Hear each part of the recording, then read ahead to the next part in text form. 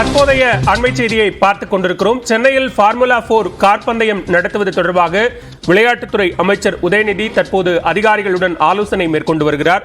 கூடுதல் விவரங்களோடு இணைகிறார் சிறப்பு செய்தியாளர் அபினேஷ். விவரங்களை பதிவு செய்யலாம். மிக முக்கியமாக விளையாட்டு வீராங்கனைகளுக்கு விளையாட்டு இடஒதுக்கீட்டின் கீழ் அரசு பணியில் 3% பணி வழங்குவது தொடர்பாக இளைஞர் நலம் மற்றும் விளையாட்டு மேம்பாட்டுத்துறை அமைச்சர் உதயநிதி ஸ்டாலின் தலைமையில ஒரு ஆய்வுக் கூட்டம் நடைபெற்று வருகிறது. தலைமைச் செயலகத்தில் நடைபெற்று வரக்கூடிய இந்த கூட்டத்தில் அமைச்சர் CRP ராஜா, தலைமைச் செயலாளர் சித்தார்த் மீனா, அதே போல விளையாட்டு மேம்பாட்டுத்துறையுடைய கூடுதல் தலைமைச் செயலாளர் அதுல்யா மிஸ்ரா, சென்னை மாநகராட்சி ஆணையர் ராதாகிருஷ்ணன், காவல்துறை ஆணையர் சந்தீப் ராய் ரத்தோர் உள்ளிட்ட அரசின் உயர் அதிகாரிகள் கலந்து கொண்டிருக்கிறாங்க.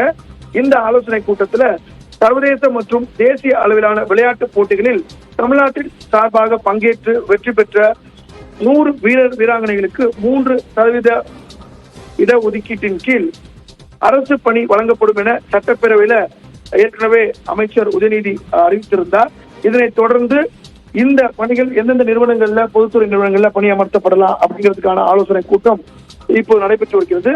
தொடர்ந்து சென்னையில மீண்டும் ஃபார்முலா 4 கார் பந்தயம் நடத்துவது தொடர்பாகவும் விளையாட்டுத் துறையில ஏற்படுத்தி வரக்கூடிய திட்டங்கள் குறித்தும் இந்த ஆலோசனை கூட்டத்தில் மிக விரிவாக ஆலோசிக்கப்பட்டு வருகிறது.